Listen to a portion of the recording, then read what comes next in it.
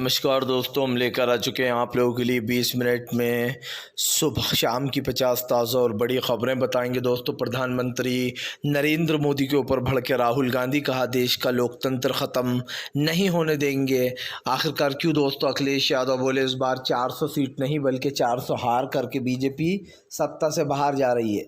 अखिलेश यादव ने कहा तीसरे चरण में सूपड़ा साफ होने वाला है। और क्यों? आखिरकार दोस्तों, तेजस्वी यादव ने कंगना रावत को ही घेरा।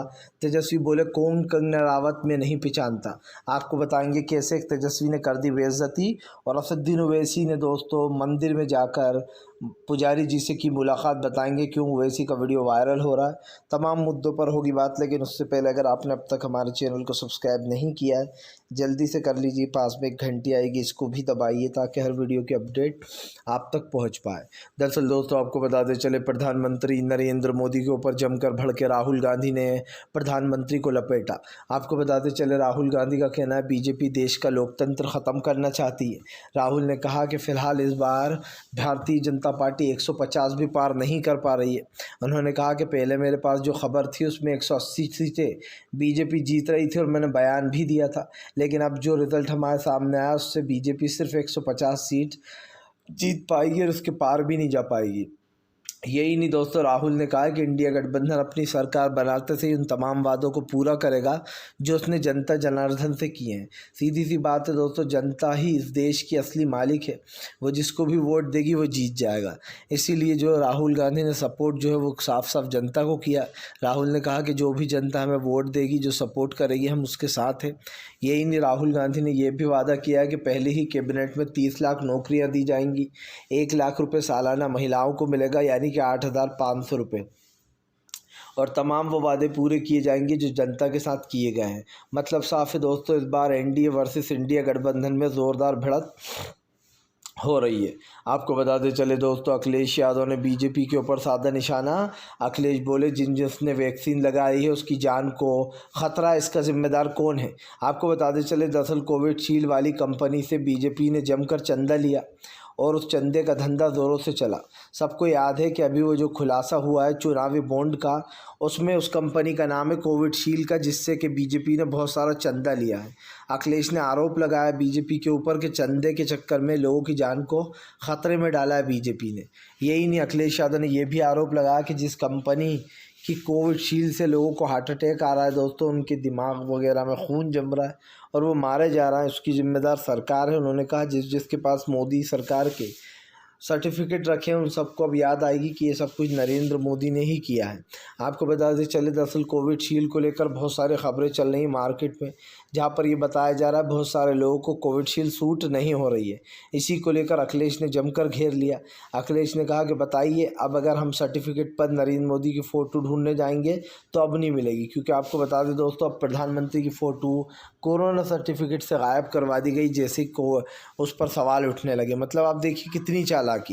जब तक वैक्सीनें लगवाई जा रही थी तो ये पहले ऐसे देश के प्रधानमंत्री थे जो वैक्सीन सर्टिफिकेट पर ख़ुद का फ़ोटो लगा हुआ दे रहे थे, और जैसे ही दोस्तों वैक्सीन का नाम ख़राब हुआ या फिर वैक्सीन के ऊपर सवाल उठने लगे तो प्रधानमंत्री नरेंद्र मोदी ने तुरंत उस वैक्सीन वाली चीज़ को ही हटवा दिया, उस पर से अपना फ़ोटो हटवा दिया, जिसको लेकर विपक्ष भड़का हुआ है कि जब शुरू में तो खूब वैक्सीन का सहारा लेकर लोगों से वोट मांगे, और अब जब पोल खुली है कोविशील्ड की कैसे उस कंपनी से सबसे ज़्यादा चुनावी चंदा मिला है, चुनावी बॉन्ड मिला है, तो प्रधानमंत्री ने जो है अपनी फ़ोटो हटवा दी। क्योंकि जाहिर सी बात है, जब नाम ख़राब होने लगा तो दोस्तों प्रधानमंत्री को डर लगने लगा कि चुनाव हार जाऊंगा। आपको बताते चले दोस्तों, फ़िलहाल भारतीय जनता पार्टी के ऊपर जमकर भड़कते हुए नजर आए दोस्तों असदुद्दीन ओवैसी निकले हैदराबाद की सड़कों पर। हैदराबाद के मंदिर में रुककर दोस्तों ओवैसी को उड़ाई गई भगवा शाल और ओवैसी का किया गया सत्कार। दरअसल आपको बताते चले असदुद्दीन ओवैसी का जब भी हैदराबाद में वोट मांगने निकलते तो बड़े ही अलग स्टाइल में निकलते और सबसे मिलते हुए चलते। आपको बताते चले असदुद्दीन ओवैसी ने सिंध में जब निकले तो मंदिर के पंडित जी ने असदुद्दीन ओवैसी को भगवा रंग की शाल उड़ा दी और इसी के साथ साथ असदुद्दीन ओवैसी का सत्कार भी किया। ओवैसी ने भी जो है पंडित जी से मुलाकात कर कर उनको गले लगाया। आपको बता दें ओवैसी का ये वीडियो सोशल मीडिया पे काफ़ी वायरल हो रहा है, क्योंकि यही हमारे देश की खूबसूरती है, जहाँ पर भाईचारा हो, प्यार मोहब्बत हो, सब लोग एक दूसरे के धर्म की रिस्पेक्ट करें, बस यही लोग चाहते हैं।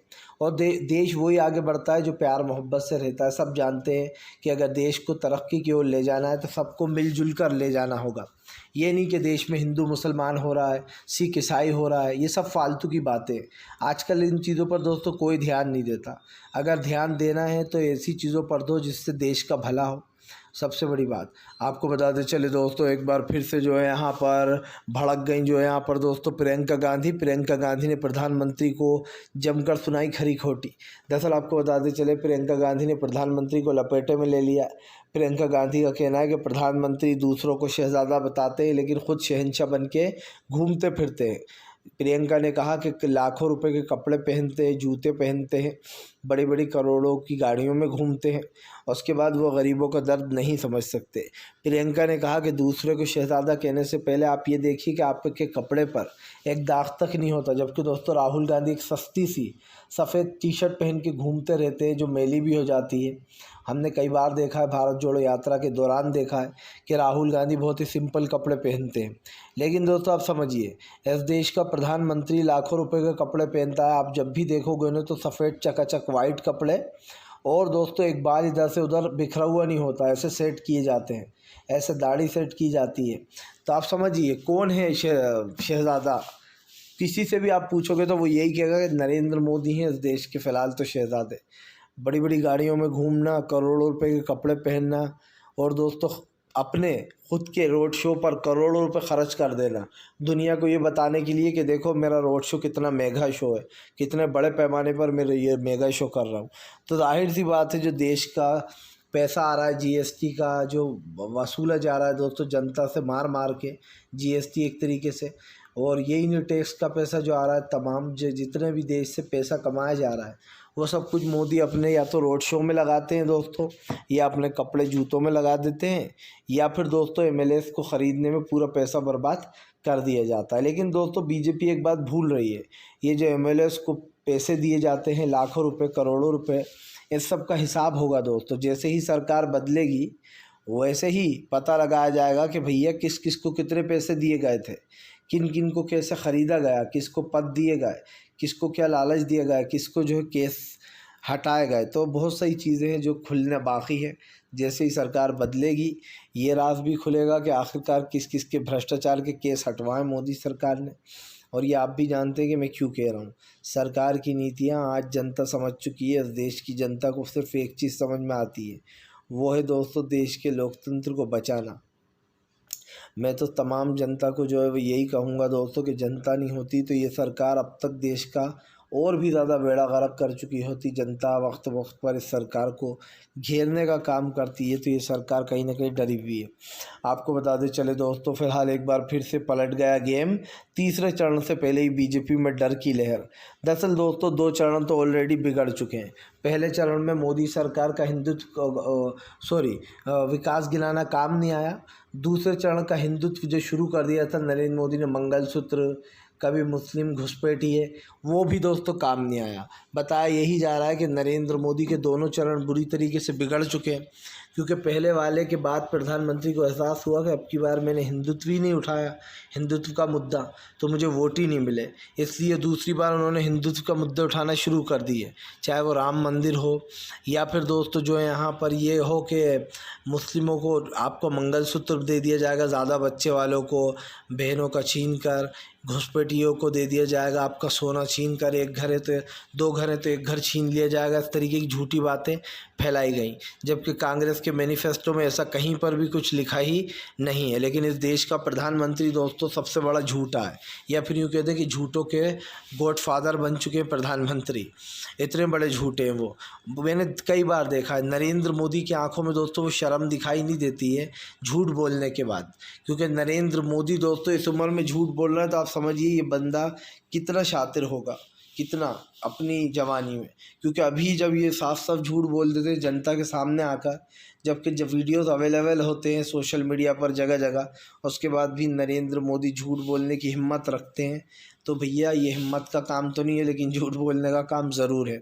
जो लोग नरेंद्र मोदी को सपोर्ट करते हैं या जिन्हें लगता है कि प्रधानमंत्री नरेंद्र मोदी को सपोर्ट करके हम बहुत अच्छा कर रहे हैं, वो लोग देख लो, कभी भी एक सच्चा या सही इंसान झूठ नहीं बोलता है। वो वही बोलता है जो सच है, जो फैक्ट है। लेकिन इस देश का प्रधानमंत्री तो कुछ और ही बोलता है दोस्तों, जो सेट नहीं है। तो ऐसी चीज़ें जो है यहाँ पर हमारे नाम आ जाना चाहिए, या तो हम इन चीज़ों को दोस्तों इग्नोर कर नहीं सकते। और अब सरकार की नीतियाँ भी आपके और हमारे सामने आ चुकी हैं।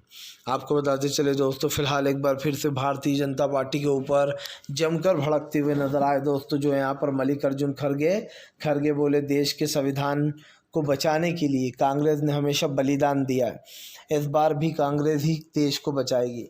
मल्लिकार्जुन खड़गे ने कहा कि फ़िलहाल जिन लोगों को लगता है वो देश का लोकतंत्र ख़त्म कर देंगे, जनता उन्हें ही सत्ता से बाहर करेगी। मल्लिकार्जुन खड़गे ने दावा किया है कि फ़िलहाल 4 जून को इंडिया गठबंधन की सरकार बनेगी। सरकार बनते से ही दोस्तों देश के तमाम जो लोकतंत्र बर्बाद हो रहा है उसको बचाया जाएगा।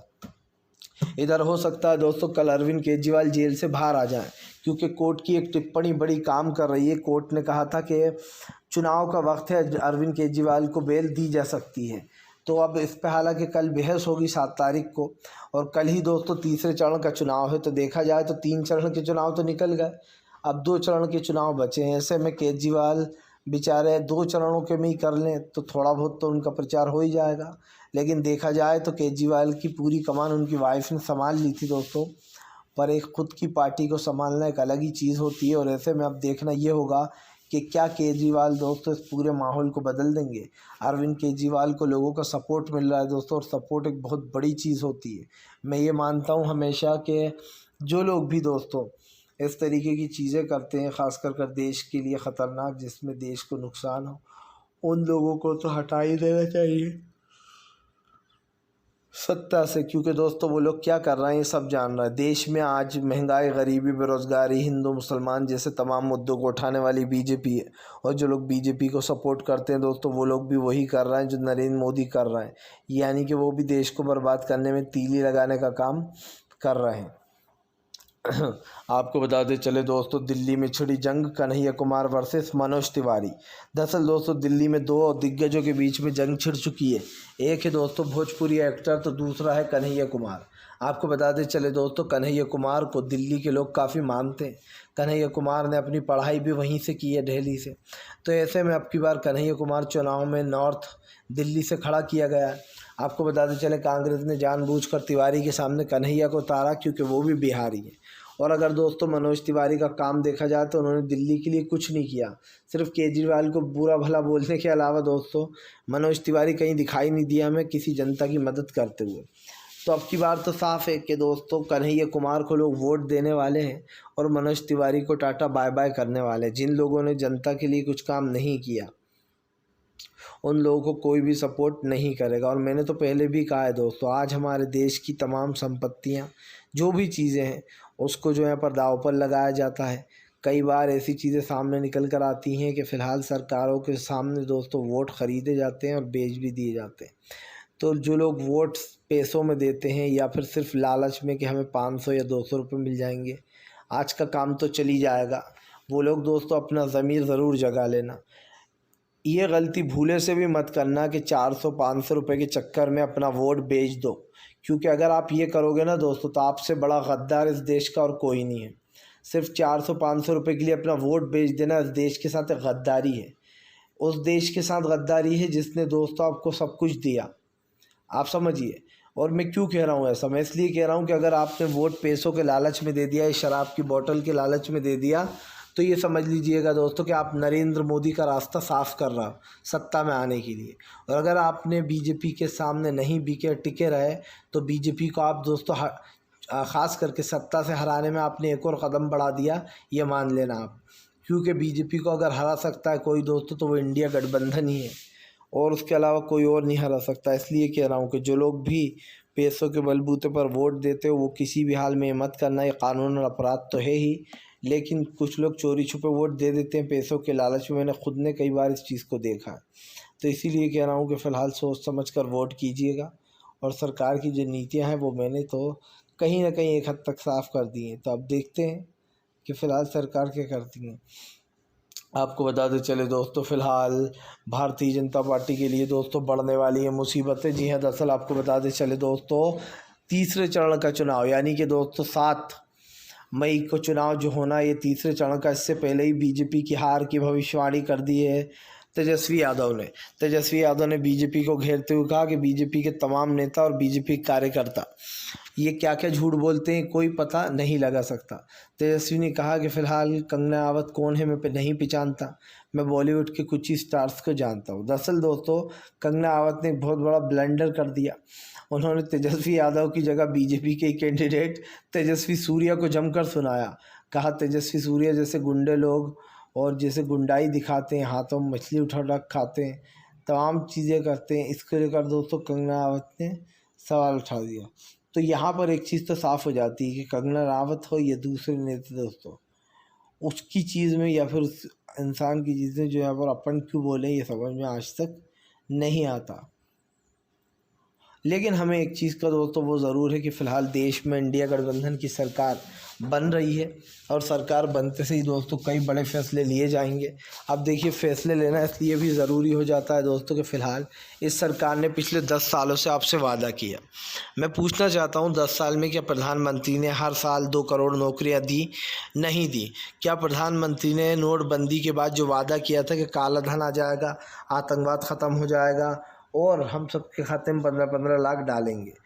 पहला तो ये कि किसी के खाते में 15 लाख रुपए आए नहीं दोस्तों। दूसरा ये कि नोटबंदी से देश को फ़ायदा नहीं उल्टा नुकसान हुआ।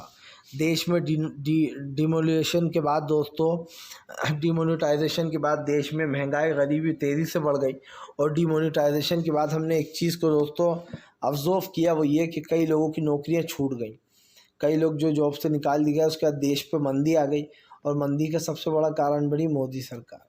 अब कहीं न कहीं नीचे जाकर या फिर दोस्तों दूसरे वालों के लिए सब कुछ करना, ये एक बहुत बड़ी मिस्टेक है। मैं तो बार बार इस चीज़ को दोहराऊंगा कि जो लोग भी सपोर्ट कर रहे हैं इंडिया गठबंधन को, खुल के सपोर्ट करो यार, और ज़्यादा से ज़्यादा वोट दो इंडिया गठबंधन को, क्योंकि यही एक ऐसा गठबंधन है जो आपको चुनाव जिताने का काम करेगा दोस्तों। और सत्ता में आते से ही उन तमाम वादों को पूरा ज़रूर करेगा जो आपसे वादे किए गए हैं।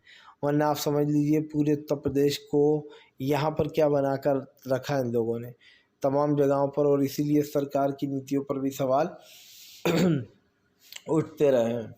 आपको बताते चले दोस्तों, केएल किशोर के उतरने से स्मृति ईरानी को लग रहा है डर, अब की बार चुनाव हारने जा रही हैं।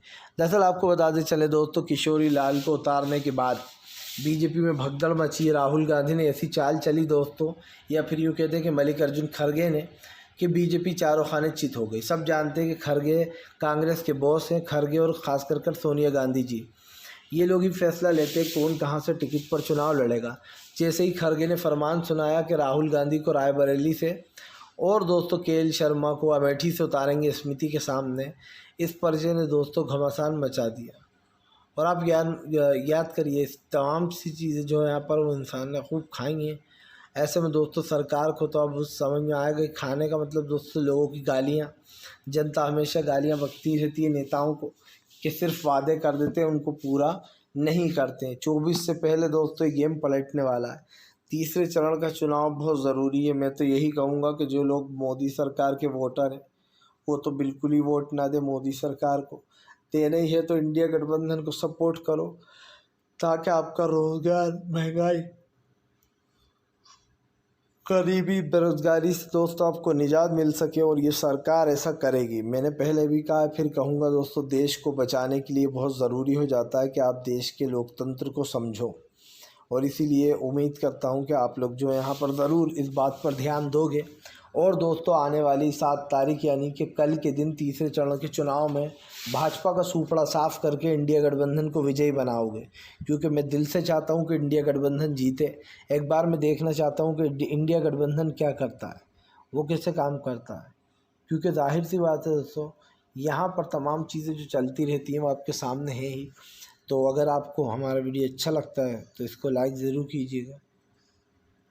फिल्म ज़्यादा से ज़्यादा दोस्तों जो यहाँ पर वीडियो को शेयर कर दीजिए।